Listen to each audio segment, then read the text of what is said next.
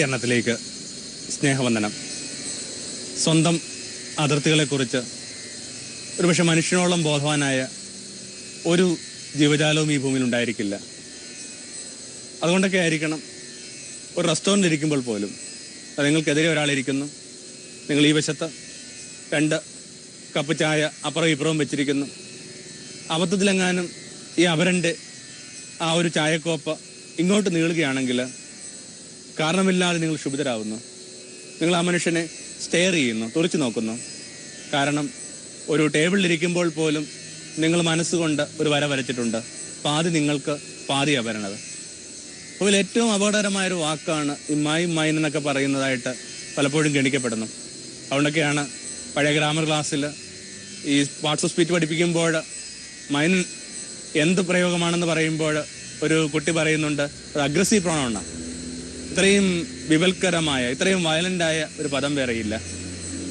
ജീവജാലങ്ങളും ഇത്തരം ചില സൂചനകൾ കൊണ്ട് നടക്കുന്നില്ല എന്നില്ല. പക്ഷെ അത് ഇത്രയും അപകടകരമോ ഇത്രയും റിഫ്ലക്ഷന് ശേഷമുള്ളതെല്ലാം നമുക്കറിയാം. അത് വളരെ അതിൻ്റെ ഒരു ഇൻസ്റ്റിങ്ക്റ്റിലേക്കാണ്, ഒരു സ്വാഭാവിക പ്രതികരണം നിലയിലാണ്. ഉദാഹരണത്തിനായിട്ട് നിങ്ങൾ തെരുവീതിയിലൂടെ നടന്നു പോകുമ്പോൾ ഒരു പട്ടി നിങ്ങളെ പിന്തുടരുന്നു.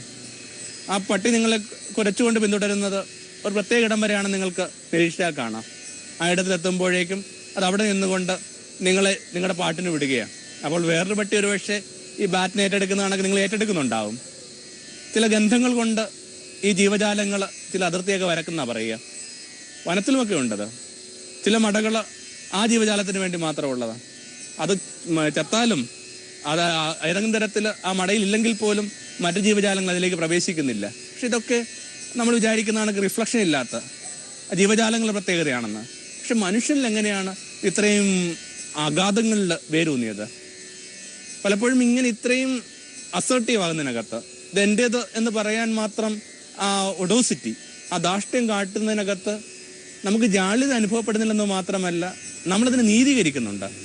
റോബർട്ട് ഫ്രോസ്റ്റിൻ്റെ ഒക്കെ വരികളെ കടമെടുത്തുകൊണ്ട് നമ്മൾ പറയുന്നു, good friends always make good neighbours. നഗരങ്ങളിലൊക്കെ ഇതൊരു വല്ലാത്ത നിയമമാണ്. ഒരാൾ എന്തുമാത്രം അയാളുടെ സ്വകാര്യതകൾക്ക് മീതെയായിട്ട് ഒരു മതിൽ പണിയുന്നു, ഒരു വാതിൽ കൊട്ടി കിടക്കുന്നു, അത്രയും അയൽപക്ക ബന്ധങ്ങൾ നിലനിൽക്കുമെന്നാണ് പറയുക. ആരും ആരുടെയും ഈ പറയുന്ന അതിർത്തികൾക്ക് അപ്പുറത്തേക്ക് പ്രവേശിക്കുന്നില്ല. അപ്പം അങ്ങനെ വളരെ ഗൗരവമായിട്ട് നമ്മളിതിനെ എടുത്തിട്ട് നമ്മളിതിനെ നീതീകരിക്കുക പോലും ചെയ്യുന്നു. ഒടുവിൽ ഇതെവിടെ നിന്ന് അവസാനിക്കുന്നത്?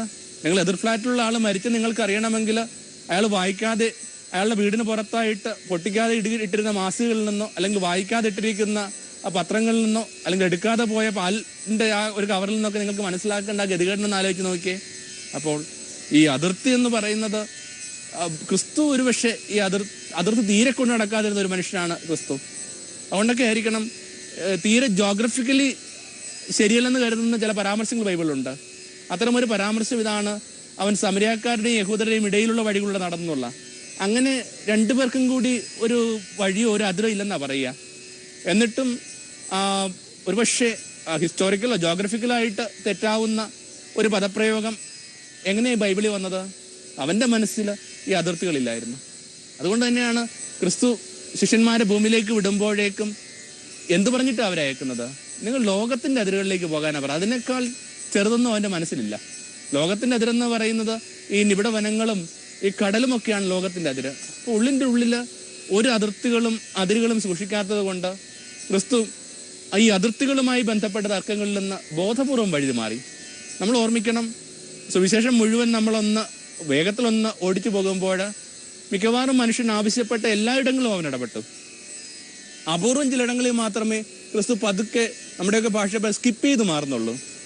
അത്തരം ഒരു 3 സൂചനകൾ ഒരുപക്ഷെ നിങ്ങൾ നിരീക്ഷിച്ചിട്ടുണ്ടാകും. ഒന്നൊരിക്കൽ അവൻ രാജാവാക്കാമെന്നൊക്കെ പറഞ്ഞ് മനുഷ്യർ വന്നപ്പോഴാണ് അവൻ അതിനകത്ത് തെന്നി മാറുന്നത്. അപ്പം ഭക്ഷിച്ചതുകൊണ്ടാണ് നിങ്ങളതിനെ തിരയുന്നു പറഞ്ഞുകൊണ്ട്. മറ്റൊരിക്കൽ നമ്മൾ വായിച്ചു കേൾക്കുന്നു, സെബദി പുത്രന്മാർ വന്നിട്ട് പറയുന്നു, നിന്റെ ഇടതും വലതും ഇരിക്കാനുള്ള ഭാഗ്യം ഞങ്ങൾക്ക് തരിക. അപ്പോൾ ക്രിസ്തു പറയുന്നതൊക്കെ ആരെ എന്നെ ഇതിനും ഇതേക്ക് നിശ്ചയിച്ചിട്ടുള്ളത്? ഈ നിശ്ചയിക്കേണ്ട ഞാനല്ല, എൻ്റെ സ്വർഗസ്നായ പിതാവ്. മൂന്നാമത്തെ നമ്മൾ വായിച്ചു കേൾക്കുന്ന ലൂക്കാ 12. അതിനകത്താണ് നമ്മൾ ഇന്നത്തെ ഈ ഒരു സന്ധ്യാവിചാരം കോൺസെൻട്രേറ്റ് ചെയ്യുന്നത്. ഒരു ചെറുപ്പക്കാരൻ വന്നിട്ട് പറയുകയാണ്, ഞാനും എൻ്റെ സഹോദരനും തമ്മിൽ ആ പ്രതിസ്വത്വമായി ബന്ധപ്പെട്ട ചില ഇഷ്യൂസ് ഉണ്ട്, നീ അതിനെ ഒന്ന് സമരയാക്കുക. ക്രിസ്തു ചോദിക്കുന്നു, എന്നെ ആരാ ഇതൊക്കെ വിഭജിക്കാൻ വേണ്ടി ഏൽപ്പിച്ചിട്ടിരിക്കുന്നത്? ഞാൻ നിങ്ങളുടെ ന്യായാധിപനോ? ക്രിസ്തു വളരെ എന്ത് ചെയ്യുന്നുണ്ട്, സ്വാഭാവികമല്ലാത്തൊരു പ്രതികരണത്തോടു കൂടി അതിനെ നേരിട്ടുകൊണ്ട് അതിനകത്ത് പതുക്കെ പിൻവാങ്ങുക. അത്രയും ഗൗരവമായിട്ട് ക്രിസ്തു മാറി നടക്കണമെന്ന്, ഓരഞ്ചേർന്ന് നടക്കണമെന്ന് കരുതിയ ഒരു പ്രക്രിയയുടെ പേരാണോ ഈ സ്വത്ത് വിഭജനം? ഓർക്കുമ്പോൾ നമുക്ക് തന്നെ ഭാരം വരുന്നില്ലേ? നമ്മുടെ വീടിനകത്ത് എങ്ങനെയാണ് നമ്മുടെ സഹോദരന്മാർ ചിതറിക്കപ്പെട്ടത്? ഒരേ മനസ്സ്, ആ ഒരേ പാത്രത്തിൽ നിന്ന് പങ്കിട്ട് അന്തി ഉറങ്ങി, ഒരുമിച്ച് കിടന്നുറങ്ങി, ഒരുമിച്ച് കുസൃതി പറഞ്ഞ് നമ്മൾ എങ്ങനെ അകന്നു പോയത്? എപ്പോഴാണോ അപ്പൻ തൻ്റെ സ്വത്ത് വിഭജിക്കാൻ വേണ്ടിയായിട്ട്, അല്ലെങ്കിൽ അത് എല്ലാം കൃത്യമായിട്ടൊക്കെ ഒന്ന് ക്രമപ്പെടുത്താനായിട്ട്, ഒരു വിൽപത്രം എഴുതാനായിട്ട് ഒരു പേന എടുത്ത ആ നിമിഷം നമ്മൾ എത്ര പെട്ടെന്ന് അകന്നുപോയി. മണ്ണുകൊണ്ട്, മണ്ണിനകത്ത് സംഭവിക്കുന്ന വിഭജനങ്ങളൊക്കെ ആദ്യം സംഭവിക്കുന്ന മനസ്സിലെ വിഭജനങ്ങളായിട്ട്, അല്ലെങ്കിൽ മണ്ണിലെ വിഭജനങ്ങളിലെയൊക്കെ ദുരന്തം പേർന്നത് മനസ്സിലാണെന്ന് നമ്മൾ പലപ്പോഴും മറന്നുപോയി. എത്ര പെട്ടെന്നാണ് ഒരു വീടിനകത്ത് തന്നെ നമ്മൾ പരസ്പരം അകന്നുപോയത്? എത്ര പെട്ടെന്നാണ് ഒറ്റയ്ക്ക് ഇങ്ങനെ ഒരുമിച്ച് കെട്ടിപ്പിടിച്ച് വളർന്നവർ ശത്രുക്കളായി മാറിയത്? അപകടകരമായ ഒരു മേഖലയാണ് ഈ പ്രതിസ്വത്ത് വിഭജനമെന്ന് എനിക്ക് തോന്നുന്നു. ഇതിൻ്റെ ഒരു സ്പിരിച്വാലിറ്റി ഒന്നല്ല ഞാൻ ഈ പറഞ്ഞു വരുന്നത്. ഞാൻ പറഞ്ഞ വെറുതെ യുക്തിഭദ്രമായിട്ട് ചിന്തിച്ചാൽ പോലും ഈ പ്രതിസ്വത്തിന് വേണ്ടി ഇത്രയും കലയിക്കുക. പ്രതിസ്വത്ത് പറയുമ്പോൾ അത് മാതൃരേഖയെന്നും ആവാം. അമ്മയൊക്കെ മരിച്ചു കഴിഞ്ഞിട്ട് അമ്മയുടെയൊക്കെ ആഭരണങ്ങളൊക്കെ നാട്ടുപുറങ്ങളിൽ പങ്കുവയ്ക്കുന്ന കണ്ടിട്ടുണ്ട്, അവർ വെച്ച പിന്നാണങ്ങളൊക്കെ ഉൾപ്പെടെ. പക്ഷെ ഇതിനകത്തൊന്നും കുഴപ്പമില്ല, ഇതൊക്കെ മനുഷ്യന് വേണ്ടി ഉള്ളത് തന്നെ.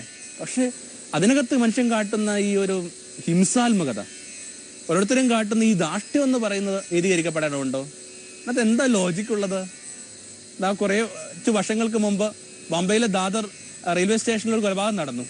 ഒരു ഭിക്ഷക്കാരൻ വേറെ ഭിക്ഷക്കാരനെ കൊന്നു. എന്താ കാര്യം എന്ന് വെച്ച് കഴിഞ്ഞപ്പോൾ ഇത്രയേ ഉള്ളൂ, കഴിഞ്ഞ 28 വർഷമായിട്ട് അയാൾ ഇരുന്ന ഇടത്തിൽ വേറെ ആൾ വന്നിരുന്നു. ഈ ഒന്നുമില്ലെന്ന് കരുതുന്ന മനുഷ്യർ പോലും തങ്ങളുടെ ഇടങ്ങളെക്കുറിച്ച് കൃത്യമായ ചില രേഖകളൊക്കെ വരച്ചിട്ടുണ്ട്. തങ്ങൾക്ക് അവകാശപ്പെട്ട ഇടമാണെന്ന് കരുതി വെക്കുന്നുണ്ട്. അതിനേക്കാൾ നീചമായ ഫലിതമല്ലേ നമ്മൾ ഈ വീടിനകത്തൊക്കെ കാട്ടുന്ന ഈ ഒരു ഇതിന് പിന്നിൽ കാട്ടുന്ന ഈ നിലവിളികളും ആക്രോശങ്ങളും ഒക്കെ? ഭാരം തോന്നുന്നു വാസ്തവത്തിൽ. ഇതൊക്കെ കൊണ്ടായിരിക്കണം എൻ്റെ ഒരു ചങ്ങാതി പറഞ്ഞു, ക്രിസ്തു ബുദ്ധിയുള്ളത് കൊണ്ടാണ് ഇതിനകത്തുനിന്ന് വഴുതി മാറിയെന്നാണ് പറയുന്നത്. കാരണം 33-ാം വയസ്സിൽ എല്ലാം പൂർത്തിയായെന്ന് പറഞ്ഞിട്ട് മരിക്കേണ്ട ഒരാളാ. എങ്ങാനും ഒരു സ്വത്ത് വിഭജനത്തിൻ്റെ അകത്തൊക്കെ ചെന്ന് പെട്ട് കഴിഞ്ഞെന്നാൽ, അതിൻ്റെ മീഡിയേറ്ററായിട്ടൊക്കെ ചെന്ന് പെട്ട് കഴിഞ്ഞെന്നാൽ അത് പൂർത്തിയാക്കിയിട്ട് പുള്ളിക്ക് മരിക്കാൻ പറ്റുമോ? ക്രിസ്തു മരിക്കുമ്പോഴും അതിൽ ഒരുത്തിന് ഇഞ്ചക്ഷൻ ഓർഡറുമായിട്ട് വന്നാൽ എന്നാ ചെയ്യും? അതുകൊണ്ട് ബുദ്ധിയുള്ള ക്രിസ്തു ഇതിനകത്തുനിന്ന് വഴുതി മാറി. അങ്ങനെയെങ്കിൽ കുറച്ച് ബുദ്ധിയുള്ളവർ ഇതിനകത്തുനിന്ന് വഴുതി മാറി നടക്കുന്നതല്ലേ നല്ലത്? ഗാന്ധിയൊക്കെ പറയുന്ന കണക്ക് ഭൂമിയിൽ ഏറ്റവും മോശപ്പെട്ട കാര്യം എന്ന് പറയുന്നത് സ്വന്തം വിയർപ്പിൻ്റെ നിന്ന് കിട്ടാത്ത ധനമാണ്. അങ്ങനെ ഇതൊക്കെ ഈ വൃക്ഷങ്ങൾ നമ്മൾ സ്വീകരിക്കുന്ന കണക്കാ. ഒരു വൃക്ഷത്തിൽ നിന്ന് ഒരു വഴിയാത്രക്കാരൻ ബലം സ്വീകരിക്കുന്ന, അയാൾ വെള്ളം ഒഴിച്ചിട്ടില്ല, അയാളല്ല നട്ടത്. ആരോ നട്ട വൃക്ഷത്തിൽ നിന്ന് അയാൾക്ക് കനി കിട്ടുമ്പോൾ അയാൾ എന്തുമാത്രം നമ്രതയോടും എന്തുമാത്രം വിനയത്തോടുകൂടി അതിനെ സ്വീകരിക്കണമോ അതിനേക്കാൾ വിനയം വേണ്ടേ അച്ഛൻ്റെയും അമ്മയുടെയും ഒക്കെ സ്വത്തുക്കൾ മക്കൾ സ്വീകരിക്കുമ്പോൾ? ഈ വിനയം എവിടെ പോയി എന്നുള്ളതാണ് പ്രശ്നം. അതുകൊണ്ടൊക്കെ തന്നെ നമ്മൾ ഈ മുഴുവൻ വേദത്തിന്റെ ചരിത്രം എടുക്കുക. നമ്മൾ ഓർമ്മിക്കണം, ഈ വേദം രൂപപ്പെട്ട ഇടങ്ങളും നമ്മുടെ സാംസ്കാരിക പശ്ചാത്തലം തമ്മിൽ കുറെ ബന്ധങ്ങളുണ്ട്. യൂറോപ്പിന് ഇതത്ര ബാധകമാണെന്ന് എനിക്ക് തോന്നുന്നില്ല. ആ പ്രതിസ്വത്ത് എന്നുള്ള സങ്കല്പം അവിടെ അത്രയും ശക്തമാണ്, ദൃഢമാണെന്ന് എനിക്ക് അറിഞ്ഞുകൂടാ. കാരണം പലപ്പോഴും എന്ത് ചെയ്യുന്നുണ്ട്, മുതിർന്ന മക്കള് തങ്ങളുടെ വഴിക്കായിട്ട് ഓരോ ഇടങ്ങളിലേക്ക് രക്ഷപ്പെട്ടു പോവുകയാണ്, അല്ലെങ്കിൽ ഓരോ തങ്ങളുടെ സ്വന്തം കാലിൽ നിൽക്കാനായിട്ട് ധൈര്യപ്പെടുന്ന മക്കളാണത്. ഇത്രയും കെയർ മക്കൾക്ക് അവിടെ കിട്ടുന്നില്ലെന്ന് എനിക്ക് തോന്നുന്നു. പക്ഷെ ഈ വേദത്തിന്റെ ആ സെമിറ്റിക് റിലിജൻ രൂപപ്പെട്ട നാടുകളിൽ ഏതാണ്ട് തുല്യമായ സംസ്കാരമാണ്. അതുകൊണ്ടൊക്കെ തന്നെ ഈ പ്രതിസ്വത്തിന് വേണ്ടിയുള്ള കലഹങ്ങൾ ഉടനീളം ബൈബിൾ നമ്മൾ കാണുന്നുണ്ട്. ആ ബൈബിളിലെ ഏറ്റവും വലിയ ചതി പോലും എന്തിനു വേണ്ടിയാണ്? ഈ സ്വത്ത് സ്വന്തമാക്കാൻ വേണ്ടിയാ. യാക്കോബ് ഒരുപക്ഷെ 2 വേദങ്ങൾക്കകത്തെയും ഏറ്റവും കൗശലക്കാരന മനുഷ്യനാണ് യാക്കോബ്. എന്നിട്ടോ ഇത്രയും കൗശലമൊക്കെ കാട്ടി ഇതിനകത്ത് ഏറ്റവും ഹീനമായ ഒന്ന്, ഇത്തരം ചില തർക്കങ്ങൾക്കകത്ത് മാറി നിൽക്കേണ്ട അമ്മമാര് ചിലപ്പോൾ പക്ഷം ചേരുന്നു. അതാ വാസ്തവത്തിനകത്ത് ഇതിന്റെ ആ ഏറ്റവും മോശപ്പെട്ട ഒരു പേസ്. ഒരാൾക്ക് വേണ്ടി അമ്മ എന്ത് ചെയ്യുന്നുണ്ട്, പക്ഷം ചേരുന്നു. അമ്മയായിട്ട് ചില കൃത്രിമങ്ങൾ ചെയ്യാനായിട്ട് ഈ മനുഷ്യൻ ഒരുക്കുന്നു. അങ്ങനെയൊക്കെ ഈ മനുഷ്യൻ ഈ സ്വത്ത് സ്വന്തമാക്കിയിട്ട് അയാൾക്ക് എന്നാ പറ്റി? നമ്മൾ വായിച്ചു കേൾക്കുന്നുണ്ട്, ഭൂമിയിൽ സ്വസ്ഥതയില്ലാതെ നടന്നുപോയ ഒരു മനുഷ്യന്റെ പേരാണ് യാക്കോബ്. എന്നും അലയുകയായിരുന്നു, അല്ലെങ്കിൽ മോസ്റ്റ്ലി അയാൾ അലയുകയായിരുന്നു. അലയുക എന്നൊക്കെ പറയുന്ന ബൈബിളിൽ ഒരു മോശപ്പെട്ട പ്രതീകമാണ്, സ്വസ്ഥതയില്ലായിരിക്കുക എന്നുള്ളതിന്റെ അർത്ഥം. അതുകൊണ്ടൊക്കെയാണല്ലോ ദൈവം കായനോട് പറയുന്നത് നീ അലയുന്നവനായിരിക്കും. എന്നിട്ട് അതിന്റെ അർത്ഥം ഇങ്ങനെയുള്ള ഈ ഭൗതിക നേട്ടങ്ങൾ, നമ്മുടെ അധ്വാനമോ നമ്മൾ വിനയപൂർവ്വം അല്ലാതെ പിടിച്ചു വാങ്ങുന്ന ഈ ഭൗതിക നേട്ടങ്ങൾ കൊണ്ട് ഒരാൾക്കും ഇന്നോളം കാര്യമായ സുരക്ഷിതത്വം ഉണ്ടായിട്ടില്ല. നമ്മൾ ഓർമ്മിക്കണം, ഒരുപക്ഷെ ബൈബിളിലേക്ക് വെച്ച് തന്നെ ഏറ്റവും കബളിപ്പിക്കപ്പെട്ട മനുഷ്യൻ യാക്കോബിന്റെ അപ്പനല്ല, യാക്കോബ് തന്നെയാണ്. ഒരു നാട്ടിൻപുറത്ത് കൃഷിക്കാരൻ ആളെ പാട്ടും പാടി വഞ്ചിക്കുന്നുണ്ട്. 14 സംവത്സരങ്ങൾ കാപട്യത്തിനിരയായി മാറിയ മനുഷ്യനാണ് യാക്കോബ്. ഇതൊരു പക്ഷെ പ്രകൃതിയുടെ ഒരു നീതിയായിരിക്കും. മനുഷ്യരിങ്ങനെയൊക്കെ ഇത്രയും ധാർഷ്ട്യം പുലർത്തുമ്പോൾ പ്രകൃതിക്ക് അതിൻ്റെതായ രീതിയിൽ ചില തിരിച്ചടി കൊടുക്കേണ്ടി വരില്ലേ? നമ്മളൊക്കെ പറയുന്ന കണക്ക് ദൈവം എപ്പോഴും പൊറുക്കും. ദൈവം എപ്പോഴും പൊറുക്കുക എന്നുള്ളത് ആ ദൈവത്തിന്റെ ഒരു നിയമം. ദൈവം അതിനുവേണ്ടി തന്നെയാണെന്ന് എന്റെ വിചാരം. മനുഷ്യരൊക്കെ വല്ലപ്പോഴും ഒക്കെ പൊറുക്കും. കുറച്ചൊക്കെ ഒരു റിഫ്ലക്ഷനും കുറച്ചൊക്കെ ഒരു വട്ടം കിടും മനുഷ്യർ പൊറുക്കും. പക്ഷെ കാലവും പ്രകൃതി എന്നാ ചെയ്യും? കാലവും പ്രകൃതിക്കും പലതും പൊറുക്കാൻ പറ്റുന്നില്ലെന്നതിൻ്റെയൊക്കെ അടയാളങ്ങളാണ് ഇത്. അല്ലെങ്കിൽ പുതിയ നിയമത്തിലെടുക്കുക, പാരബിളാ, ഉപമയാ, എന്നാൽ പോലും അതിനകത്തൊരു സൂചന കിടപ്പില്ലേ? ആ അപ്പൻ സ്വത്തൊക്കെ വിഭജിക്കേണ്ട ഒരു കാലത്തിന് മുമ്പ് തന്നെ മകൻ ശഠ്യം പിടിക്കുക, എനിക്ക് അപ്പന്റെ സ്വത്ത് താ. അപ്പന്റെ സ്വത്തിന് വേണ്ടി ശഠിക്കുക. നേരത്തെ പറഞ്ഞ കണക്ക് ഇതിൽ ഏറ്റവും വലിയ ബലിതാന്ന് ആലോചിക്കണം. ആ ഏറ്റവും ഹീനമായ ബലിതം അതാ. എന്നിട്ട് അപ്പന്റെ സ്വത്തിന് വേണ്ടി ഈ മനുഷ്യൻ ശഠിക്കണം. എന്നിട്ട് അപ്പന്റെ സ്വത്തൊക്കെ വാങ്ങിക്കൊണ്ട് പോകുന്നു. എന്നിട്ട് അയാൾക്ക് എന്ത് സംഭവിക്കുന്നു? വെറുതെ പട്ടിണിയിലേക്ക് വലിച്ചെറിയപ്പെടുക ഈ മനുഷ്യൻ. പന്നിക്ക് കൊടുക്കുന്ന ഭക്ഷണം കൊണ്ടെങ്കിലും തന്റെ വിശപ്പ് ശമിച്ചിരുന്നെങ്കിലൊക്കെ ക്ഷാമകാലത്ത് കരയുന്നവനായിട്ടാണ് ഇവന്റെ ആ ഒടുവിലത്തെ ഒരു സീക്രട്സ് നമ്മൾ വായിച്ചെടുക്കുക. അപ്പോൾ ഈ സ്വന്തം അധ്വാനമില്ലാത്ത സ്വത്ത് അപ്പന്റെയും അമ്മയുടെയൊക്കെ ആശീർവാദമില്ലാതെ ഓരോരുത്തരെ സ്വന്തമാക്കി കഴിഞ്ഞാൽ, അവരെ ഇഷ്ടമില്ലാതെ ഓരോരുത്തർ സ്വന്തമാക്കി കഴിഞ്ഞാൽ അതിനെന്ത് ഇതിനേക്കാൾ മോശപ്പെട്ട അടയാളങ്ങൾ വല്ലതും വേണോ? ഒരു പക്ഷേ കുറച്ചുകൂടി മുമ്പോട്ട് വരുമ്പോഴേക്കും അസിസിൽ ഫ്രാൻസിസ് ഇടയ്ക്കൊക്കെ നമ്മൾ മിക്കവാറും അദ്ദേഹത്തെ കുറിച്ച് പറയുന്ന പ്രതിസ്വത്ത് വേണ്ടാന്ന് പറയാനായിട്ട് ധൈര്യം കാണിച്ചൊരു മനുഷ്യന്റെ പേരാണ് അസിസിൽ ഫ്രാൻസിസ്. ചെറിയ ചെറിയ കാര്യങ്ങൾക്ക് വേണം, അത് മക്കളുടെ കുഴപ്പമല്ല, ഫസ്റ്റ് അപ്പന്റെ കുഴപ്പമാണ്. അയാൾ ചെറിയ ചെറിയ കാര്യങ്ങൾക്ക് വേണ്ടി ഇങ്ങനെ കണക്ക് പറയുക. ഇങ്ങനെ കണക്കൊക്കെ പറഞ്ഞ് തീരുമ്പോൾ ആ ബിഷപ്പിന്റെ കോടതിയുടെ മുമ്പിൽ നിൽക്കുന്ന ഫ്രാൻസിസ് പറഞ്ഞു, അങ്ങനെ കണക്ക് പറഞ്ഞു കഴിഞ്ഞാൽ ഞാൻ ഉടുത്തിരിക്കുന്ന വസ്ത്രം പോലും അപ്പൻ്റെതാ. എന്നിട്ടോ അതങ്ങോട്ട് ഉരിഞ്ഞു കൊടുത്തു. അതിന്റെ അർത്ഥം സ്വന്തം അപ്പനിൽ നിന്ന് ഒരു അങ്കി പോലും ഈ മനുഷ്യൻ എടുത്തിട്ടില്ല. ആ സ്വത്ത് മുഴുവൻ സ്വാഭാവികമായിട്ട് കിട്ടിയത് അതിന് ആഞ്ചലോ എന്ന് പറയുന്ന സഹോദരനാണെന്ന് കരുതുക. ഈ ഒരു അപ്പനും മകനും ഇടയിലുള്ള ഈ കലഹത്തിനിടയിൽ ഒരു പാലം പണിതിന് പകരം അയാൾ തന്റെ ധാർഷ്ട്യം കൊണ്ടും തന്റെ അത്യാർത്തി കൊണ്ടും ഒരു മതിൽ നിർത്തുന്നൊക്കെയാണ് പാരമ്പര്യ കഥകൾ. എന്നിട്ടോ ഈ ആഞ്ചലോക്ക് എന്ത് സംഭവിക്കുന്നു? ചരിത്രത്തിൽ ഈ മനുഷ്യൻ കേൾക്കപ്പെടുന്ന പോലുമില്ല. എവിടെയും ഞാൻ വായിച്ചു കേട്ടു, ഈ മനുഷ്യൻ വളരെ യാചകനായിട്ടാണ് തന്റെ ജീവിതം അവസാനിപ്പിക്കുക. അപ്പോൾ നീതിപൂർവമല്ലാത്ത, വിനയപൂർവമല്ലാത്ത നമ്മുടെ ശാഠ്യങ്ങൾ, ഈ സ്വത്തുമായിട്ട് ബന്ധപ്പെട്ട ശാഠ്യങ്ങൾ നമ്മളെ സഹായിക്കുന്നില്ലെന്ന് മാത്രമല്ല, നമ്മൾ ജീവിക്കണ ആ പരിസരത്തെ പോലും അത് ശാപഗ്രസ്തമാക്കി കളയുന്നു. അപ്പോൾ ഇതിനകത്തു നിന്നൊക്കെ മാറി നടക്കാനുള്ളൊരു വിനയത്തിനോ വെളിച്ചത്തിനോ വേണ്ടി പ്രാർത്ഥിക്കുക. പലപ്പോഴും ഈ തിന്മയുമായിട്ട് കോംപ്രമൈസ് ചെയ്യേണ്ടി വരുന്നുണ്ട് നമ്മൾ ഇങ്ങനെയുള്ള കാര്യങ്ങൾ ശേഖരിക്കുമ്പോൾ. അതുകൊണ്ടാണല്ലോ നമ്മൾ വായിച്ചു കേൾക്കുന്നു, ക്രിസ്തുവിന് ലഭിക്കുന്ന പ്രലോഭനം എന്താണ്? ആ തിന്മയുടെ ശക്തി ആ മുഴുവൻ പ്രപഞ്ചത്തെയും കാട്ടിക്കൊടുക്കുക. ഈ മുഴുവൻ പ്രപഞ്ചത്തെയും കാട്ടിക്കൊണ്ട് പറയുകയാണ്, നീ എനിക്ക് വണങ്ങിയാൽ ഇതെല്ലാം നിനക്ക് കിട്ടും. എൻ്റെ അർത്ഥം, ഒരാള് നീതിപൂർവമല്ലാത്ത ചില സ്വത്തുക്കൾ സ്വന്തമാക്കുന്നതിനിടയിൽ എവിടെയോ വെച്ച് അയാൾക്ക് തിന്മയുമായിട്ട് കോംപ്രമൈസ് ചെയ്യേണ്ടതായിട്ടുണ്ട്. ക്രിസ്തു അതിനകത്തുനിന്ന് മാറി നടന്ന് നമ്മൾ ഓർമ്മിക്കണം. ക്രിസ്തു അവിടെ മാത്രമല്ല, തനിക്ക് അർഹതയുള്ള എല്ലായിടങ്ങളിൽ നിന്നും മാറി നടന്നു. ഇടയ്ക്കൊക്കെ നമ്മൾ സൂചിപ്പിക്കുന്ന കണക്ക് അല്ലെങ്കിൽ ഓർമ്മിപ്പിക്കുന്ന കണക്ക്, ഭൂമിയിൽ ഒരങ്കുലം മണ്ണ് സ്വന്തമാക്കിയിട്ടില്ലവൻ. അതുകൊണ്ട് തന്നെയാണ് ഈ മണ്ണുമായി ബന്ധപ്പെട്ട പ്രതിസന്ധികളിൽ നിന്ന്, മണ്ണുമായി ബന്ധപ്പെട്ട കലഹങ്ങളിൽ നിന്നൊക്കെ അവൻ മാറി നടക്കാനായിട്ടുള്ള ധൈര്യം കാട്ടിയത്. അല്ല, ആർജവം അവനുണ്ടായിരുന്നു. ഒരങ്കുലം മണ്ണവൻ സ്വന്തമാക്കിയിട്ടില്ല. അപ്പോൾ ഒരുപക്ഷെ പഴയ നിയമത്തിനകത്ത് ഈ സ്വത്ത് വിഭജനവുമൊക്കെയായി ബന്ധപ്പെടുത്തി വായിക്കാവുന്ന ഒരു നല്ലൊരു ഭാഗം എന്ന് പറയുന്നത് അബ്രഹാം ലോത്തിനിടയിൽ സംഭവിച്ചതാണ്. ഈ ഭൂമി മുഴുവൻ അവർക്ക് അർഹതപ്പെട്ട ഭൂമി, അവർക്ക് അർഹതപ്പെട്ട ഭൂമിയിൽ വെച്ച് കുറെ കഴിഞ്ഞപ്പോൾ സഹോദരന്മാർ തമ്മിൽ പ്രശ്നമില്ല. പക്ഷെ അവരുടെ രണ്ടു കൂട്ടരുടെയും തൊഴിലാളികൾ തമ്മിൽ അല്ലെങ്കിൽ അടിമകൾ തമ്മിലൊക്കെ എന്ത് ചെയ്യുന്നുണ്ട്, ഭയങ്കരമായ കലഹങ്ങളുണ്ടായി. അപ്പൊ ഈ ചിലപ്പോൾ ഞാൻ വിചാരിക്കുന്നു, ഒരുമിച്ച് സ്വസ്ഥതയില്ലാതെ ജീവിക്കുന്നതിനൊക്കെ നല്ല ഈ വിഭജിച്ച് മാറുന്നത് തന്നെ അതിൻ്റെയൊക്കെ ഒരു സൂചന ആയിരിക്കണം ഇത്. അപ്പൊ അതുകൊണ്ട് ഇവരെന്ത് ചെയ്യുന്നുണ്ട്, അങ്ങോട്ടും ഇങ്ങോട്ടും മാറാൻ വേണ്ടി തീരുമാനിക്കുക. അപ്പൊ അബ്രഹാം ഒരു അസാധാരണമായ മധുരമുള്ള വിധത്തിൽ ഈ പാർട്ടീഷൻ നടത്തുന്നുണ്ട്. അയാളെന്താ പറയുന്നത്? അയാൾ പറയുന്നത് ഇങ്ങനെയാണ്, നിനക്ക് ഏതിടത്തേക്ക് പോകണം? നീ വടക്കോട്ട് പോവുകയാണെങ്കിൽ അതെല്ലാം നിനക്കുള്ളതാ, തെക്ക് ഞാൻ എടുത്തോളാം. ഇനി അഥവാ നീ കിഴക്കോട്ട് പോയെന്നെങ്കിൽ ഞാൻ പടിഞ്ഞോട്ട് പോയിക്കോളാം. ഈ പ്രയോറിറ്റി കൊടുക്കുന്ന സഹോദരന് വേണ്ടിയാ. സ്വാഭാവികമായിട്ട് നമ്മുടെയൊക്കെ ഒരു ഗാർഹിക പശ്ചാത്തലത്തിൽ ഈ പ്രയോറിറ്റി ഒരാൾക്ക് കൊടുക്കുമ്പോഴേക്കും നമ്മളൊക്കെ സാധാരണ മനുഷ്യരാണല്ലോ, നമ്മൾ ഏറ്റവും നല്ലത് തന്നെ എടുക്കും. അങ്ങനെ സ്വാഭാവികമായിട്ട് ലോത്തെടുത്തത് നല്ലത് തന്നെ ആയിരിക്കണം. എന്നിട്ടോ അത്ര നല്ലതല്ലാത്ത ഇടത്തിലേക്കൊക്കെ അബ്രഹാം നടന്നു പോകുന്നുണ്ട്. അപ്പൻ ഏറ്റവും നല്ല തോട്ടം ഇളയാൾക്ക് കൊടുത്തു. എനിക്ക് തന്നത് ഈ പാറമടയാണെന്നൊക്കെ പറയുന്നവര് എടുത്തു വായിക്കേണ്ട ഭാഗമാണിത്. എന്തായിക്കൊള്ളട്ടെ, കൂടെ ആശീർവാദം ഉണ്ടെങ്കിൽ ഈ പാറമട നിങ്ങൾക്ക് തോട്ടമാക്കാൻ പറ്റില്ലേ? അപ്പോൾ കുറെ കൂടി വിനയപൂർവ്വം വ്യാപരിക്കേണ്ട ഒരു മേഖലയാണെന്ന് സൂചിപ്പിച്ചുകൊണ്ട് പതുക്കെ നമുക്ക് ഈ കാര്യങ്ങളിൽ നിന്ന് പിൻവാങ്ങാവുന്നേ ഉള്ളൂ. ഇതിന് വേണമെങ്കിൽ ഒരു ക്രിസ്തുമൊഴിയുമായിട്ട് ബന്ധപ്പെടുത്തി വായിക്കാം. ക്രിസ്തു കുറച്ചധികം കാര്യങ്ങൾ പറഞ്ഞു വരുന്നതിന്റെ ഒടുവിലായിട്ട് പറയുന്നത് ഇങ്ങനെയാണ്: ഉടുപ്പെടുത്തവന് മേലം കൂടി കൊടുക്കുക. എന്താ ഉടുപ്പെന്ന് പറയുന്നത്? നിങ്ങൾക്ക് അർഹതയുള്ളതാ. ഇന്ന് നമുക്കറിയാം, ഈ പ്രതിസ്വത്ത് എല്ലാവർക്കും അർഹതയുള്ളതാണ്. മക്കൾക്ക് അർഹതപ്പെട്ട, നിയമപ്രകാരം അർഹതപ്പെട്ടതാ. എന്നിട്ട് ഈ ഉടുപ്പെടുക്കുന്നതിന് മേലങ്കി കൊടുത്തതിന്റെ പശ്ചാത്തലത്തിൽ വായിച്ചെടുക്കുമ്പോൾ അതിനർത്ഥം എന്താണ്? ഉടുപ്പ് പാവപ്പെട്ട മനുഷ്യരുടെ പണയ വസ്തുവാണ്. അതുകൊണ്ട് പണയം വെച്ച് കഴിഞ്ഞാൽ നമുക്കത് നിയമാർത്ഥന പുസ്തകത്തിനകത്ത് കിടപ്പുണ്ട് കേട്ടോ. ഉടുപ്പ് എടുത്തു കഴിഞ്ഞാൽ, പണയം കൊണ്ട് വെച്ച് കഴിഞ്ഞാൽ സന്ധ്യയാകുമ്പോൾ തിരികെ കൊടുക്കണം. അല്ലെങ്കിൽ നിങ്ങൾ ആരുടെയാണോ ഈ ഉടുപ്പ് അവൻ കിടന്ന് തണുപ്പത്ത് കിടന്ന് കരയുമ്പോൾ അത് നിനക്കുള്ള എതിരായിട്ടുള്ള ശാപമായി മാറുന്നൊക്കെ പറഞ്ഞുകൊണ്ട്, അപ്പോൾ പണയം വെച്ച് ഉടുപ്പ് നിങ്ങൾക്ക് നീതിപൂർവ്വം തിരികെ എടുക്കാം. ക്രിസ്തു പറയുന്നതാണ് ഉടുപ്പ് എടുത്തവന് മേലം കൂടി കൊടുക്കുക. അതിൻ്റെ അർത്ഥം എന്താണ്? നിങ്ങൾക്ക് അർഹതയുള്ള കാര്യങ്ങൾ പോലും വേണ്ടെന്ന് വെക്കുക.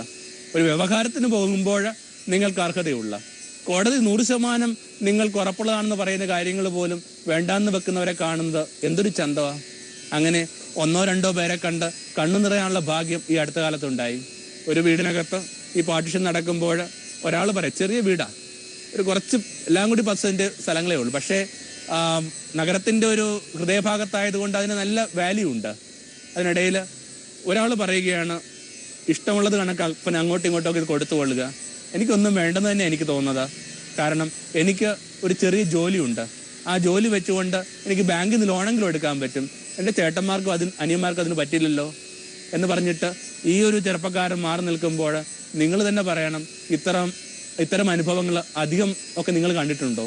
പക്ഷേ ഇങ്ങനെയൊക്കെ പിൻവാങ്ങുന്നവര്, അർഹതയുള്ള കാര്യം പോലും വേണ്ടാന്ന് പറഞ്ഞ് പിൻവാങ്ങുന്നവര്, നിനക്ക് ഇഷ്ടമുള്ള ദിശയിലേക്ക് നീ നടന്നുകൊള്ളുക, എതിർ ദിശയിലേക്ക് നടന്ന് ഞാൻ എടുത്തുകൊള്ളാം എന്ന് പറയുന്നവരിലൂടെ അവരിലൂടെയൊക്കെ ക്രിസ്തുവിന്റെ ഓർമ്മ സജീവമായി നമ്മളോടൊപ്പം ഉണ്ടാവുന്നില്ലേ? അങ്ങനെയൊക്കെ ആയിരിക്കണം ഒരുപക്ഷെ ഒരു ഗാർഹിക പശ്ചാത്തലത്തിൽ, ഒരു ഗാർഹിക വ്യവഹാരങ്ങളിലൊക്കെ ഈ ക്രിസ്തുവിന്റെ സാന്നിധ്യം നമുക്ക് വെളിപ്പെട്ട് കിട്ടുക. ഒരുപക്ഷെ മലയാളിയുടെ ശീലങ്ങളിൽ ഇതത്രയും ഇല്ലാതിരുന്നാ പറയുന്നത്. കൂട്ടുകുടുംബങ്ങളൊക്കെ ഉണ്ടായിരുന്ന സമൂഹം അധികം കാലമായിട്ടാണ് അതിലോ അങ്ങോട്ടും ഇങ്ങോട്ടും വിഭജിക്കാൻ തുടങ്ങിയിട്ട്. അപ്പൊ എന്നിട്ടും എങ്ങനെ ഈ മലയാളിയിലേക്ക് ഇത്തരം ചില ശീലങ്ങൾ വന്നു എന്നുള്ളത് ഗൗരവമായ പഠനം അർഹിക്കുന്ന ഒരു മേഖലയാണെന്ന് എനിക്ക് തോന്നുന്നു. നമ്മുടെ രാജാക്കന്മാർക്ക് പോലും ഇല്ലായിരുന്നു ഈ മണ്ണിനോടൊക്കെ ഇത്രയും വലിയ ആർത്തി. വെറുതെ ലോകത്തുള്ള രാജാക്കന്മാരെ കുറിച്ചൊക്കെ പഠിക്കുമ്പോഴാണ് മനസ്സിലാവുന്നത് നമ്മുടെ രാജാക്കന്മാർ സാധു രാജാക്കന്മാരാ.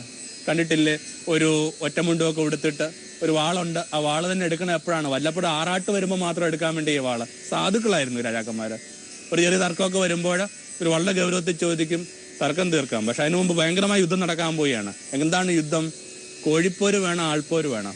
അതിനർത്ഥം ഒന്നെങ്കിൽ രണ്ടുപേര് തമ്മിലൊന്ന് അങ്ങോട്ടും ഇങ്ങോട്ടും പടവെട്ടി ഒരാൾ തോൽക്കുക, അല്ലെങ്കിൽ എന്ത് ചെയ്യുന്നുണ്ട്, ഒരു കോഴിയും വേറൊരു കോഴിയും തമ്മിൽ പടപൊരുതുക. സ്വാഭാവികമായിട്ട് ഒരു കോഴി തോൽക്കേണ്ടതുണ്ട്. അപ്പൊ പറയുന്നു, എന്റെ നാട് നീ എടുത്തുകൊള്ളുക.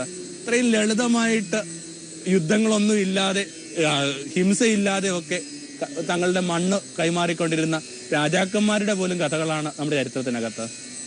നമ്മൾ ഓർമ്മിക്കണം, ഇന്ത്യയുടെ യൂണിയൻ ഈ സകലമാന നാട്ടുരാജ്യങ്ങളെ ഒന്നാക്കാനായിട്ടുള്ള ആ സർദാർ വല്ലഭായ് പട്ടേലിന്റെ ഒക്കെ ആ ശ്രമത്തിനിടയിൽ മിക്കവാറും എല്ലാ ഉത്തരേന്ത്യൻ നഗരങ്ങളും രാജ്യങ്ങളും ഒക്കെ എന്തുമാത്രം അതിനെതിരായിട്ട് പ്രതിരോധിച്ചു. ഇതുമാത്രം ചെറിയ ചെറിയ യുദ്ധങ്ങളുണ്ടായി. നമ്മുടെ നാട്ടിലൊക്കെ ഒരുപക്ഷെ ഒരു സർസീപ്പ് പറഞ്ഞിട്ടുണ്ടാവും, എന്ത് ചെയ്യുന്നുണ്ട്, ഈ പറയുന്ന തിരുവിതാംകൂർ മാറി നടക്കണമെന്ന്. കൊച്ചി രാജ്യത്ത് അതിനകത്ത് കൃത്യമായ ഒരു ബലോ ബാക്കിംഗ് അയാൾക്ക് കിട്ടുന്നില്ല.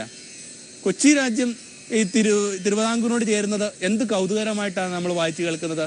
ആ സാത്വികനായ ആ കൊച്ചിയിലെ രാജാവ് പറയുന്നു, എടുത്തോ, നല്ലൊരു കാരണത്തിന് വേണ്ടിയല്ലേ. നോക്കണം, 10 സെന്റോ ചെറിയ തോട്ടമൊന്നും അല്ല, ഒരു രാജ്യം എടുത്തിട്ട് പറയാണ് നല്ല കാര്യത്തിന് വേണ്ടിയല്ലേ. അപ്പോൾ അത് ഏറ്റെടുക്കുന്നവർ ചോദിച്ചു, പകരം ഞങ്ങൾ അങ്ങേക്ക് എന്താ തരേണ്ടത്?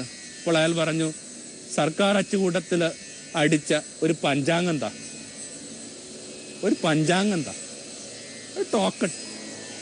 ഇതൊക്കെയല്ലേ ശരിക്കുമുള്ള നിസ്സര? മണ്ണിനോടും സ്വത്തിനോടും ഭൂവിടങ്ങളോടും ധനത്തോടുമുള്ള മനുഷ്യന്റെ ഇത്രയും മമതകൾ അവൻ എവിടെ കൊണ്ട് എത്തിക്കും? അതുകൊണ്ടാണ് ക്രിസ്തു ഈ സംഭവത്തിന് ശേഷം ക്രിസ്തു ഒരു കുഞ്ഞുപമ പറഞ്ഞിട്ട് അവസാനിപ്പിക്കുക. ഒരാൾ കളപ്പുരകളെയൊക്കെ വിസ്തൃതമാക്കിയ ഒരാൾ. അയാൾ പറയും, ഇനി ഞാൻ ഭക്ഷിക്കും, പാനം ചെയ്യും. ഞാൻ അവനോട് പറയും, ഭോഷ, ഈ രാവിൽ ഞാൻ നിന്റെ ഉയരെടുത്ത് കഴിഞ്ഞെന്നാൽ നിന്റെ വിസ്തൃതമാക്കപ്പെട്ട കളപ്പുരകൾ കൊണ്ടെന്ത് കാര്യം? വെട്ടിപ്പിടിച്ച, കുതന്ത്രങ്ങളിലൂടെ സ്വന്തമാക്കിയ, കാപട്യങ്ങളിലൂടെ സ്വന്തമാക്കിയ ഈ ഭൂവിടങ്ങളൊക്കെ നിങ്ങൾക്ക് ജീവനില്ല, എന്നാ ചെയ്യും? ജീവനില്ല എന്ന് പറയുന്നതിൻ്റെ അർത്ഥം മരിച്ചു പോകുന്നൊക്കെ പറഞ്ഞ് പേടിപ്പിക്കുമെന്നല്ല കേട്ടോ. ജീവനില്ല എന്ന് പറയുന്നതിൻ്റെ അർത്ഥം ക്വാളിറ്റി ഇല്ലാത്ത ജീവൻ എന്നാണ് എൻ്റെ അർത്ഥം. ഈ കനി പൊട്ടിക്കുമെന്ന് പറഞ്ഞിട്ട് ആദവും ഹവ്വായും അത് പൊട്ടിച്ചിട്ട് മരിച്ചിട്ടില്ലല്ലോ. പിന്നെ എന്താ ജീവനില്ല എന്ന് പറഞ്ഞ അർത്ഥം? ജീവിക്കുന്നുണ്ടാവും. ഈ സകലമാന തിരിയക്കുകളും ജീവിക്കുന്ന കണക്ക്, പോരാടിയും തോൽപ്പിച്ചുമൊക്കെ ജീവിക്കുന്നുണ്ടാകും. പക്ഷേ ആ മനുഷ്യനെന്ന് പറഞ്ഞ ശ്രേഷ്ഠതയിൽ നിങ്ങൾക്ക് ജീവിക്കാൻ പറ്റില്ല. അപ്പോൾ തെല്ലിനകത്തുനിന്ന് മാറി നടക്കുന്നതല്ലേ നല്ലത്? ഓർമ്മിക്കണം, ക്രിസ്തു ഒരിക്കലും ഉപയോഗിക്കരുതെന്ന് പഠിപ്പിച്ചൊരു പദമാണ് ഭോഷൻ. എന്നിട്ടും മനുഷ്യര് ഈ ഒരു പശ്ചാത്തലത്തിൽ മനുഷ്യന്റെ മനസ്സിനെ വ്യാഖ്യാനിക്കുമ്പോൾ, ക്രിസ്തു രൂപം പറയുമ്പോൾ, ക്രിസ്തു തൻ്റെ തന്നെ ചില നിയന്ത്രണങ്ങൾ വിട്ടിട്ട് താൻ തന്നെ വേണ്ടെന്ന് വിലക്കിയ ചില കാര്യങ്ങളൊക്കെ, വേണ്ടെന്ന് വിലക്കിയ ചില പദം അറിയാതെ ഉപയോഗിച്ചു പോകുന്നതാണ് എനിക്ക് തോന്നുന്നു ഭോഷ. ശരിയല്ലേ? ഈ സ്വത്തിനു വേണ്ടി ഇത്രയും കടിപിടി കൂടുന്നവര്, സ്വന്തം സഹോദരനെ മറന്നു പോകുന്നവര്, അവരെ മറ്റെന്ത് പേരുകൊണ്ട് നമ്മൾ വിളിക്കണം? ഞാൻ വിചാരിക്കുന്നു ഇതിനകത്ത് കുടുംബത്തിലെ സ്ത്രീകൾക്ക് കുറച്ച് കാര്യങ്ങൾ ചെയ്യാനുണ്ട്. അവർ ധൈര്യമായിട്ട് പറയണം, ഈ കലഹത്തിന് ശേഷം നമുക്ക് കിട്ടുന്ന ഈ സ്വത്ത് വേണ്ട. അല്ലേ തന്നെ എന്തിനു വേണ്ടിയാണ് നമ്മൾ കലഹിക്കുന്നത്? പലപ്പോഴും നമ്മുടെ സ്ത്രീകൾ അത് ചെയ്യുന്നില്ല എന്നുള്ളതാണ് സങ്കടം. അവരാവട്ടെ ഇത്തരം കലഹങ്ങളിൽ ഒരു കാറ്റലിസ്റ്റിക് കണക്ക്, അതിനെ കൂടുതൽ വേഗത കൊടുക്കുന്ന, അതിനൊരു കൂടുതൽ ഉത്തേജനം കൊടുക്കുന്ന മട്ടിൽ പ്രവർത്തിക്കുന്ന കാണുമ്പോൾ വല്ലാത്ത സങ്കടം വരുന്നു. നമ്രതയോടെ സ്വീകരിക്കാനും നീതിപൂർവം പങ്കിട്ട് കൊടുക്കാനും കർത്താവായ യേശുവേ, നീ ഞങ്ങളോടൊപ്പം എന്നും ഉണ്ടാവണമേ. കുട്ടിക്കാലത്ത് ഒരു ചെറിയ മിഠായി കിട്ടുമ്പോൾ അങ്ങോട്ടും ഇങ്ങോട്ടുമൊക്കെ പൊട്ടിച്ചു കൊടുക്കുന്ന അതേ കുഞ്ഞുങ്ങളായിട്ട് ജീവിതത്തിൻ്റെ അന്ത്യത്തിലും ഞങ്ങൾ ഒരുമിച്ചായിരിക്കുവാൻ നീ ഞങ്ങളെ ഓർമ്മിപ്പിക്കണം.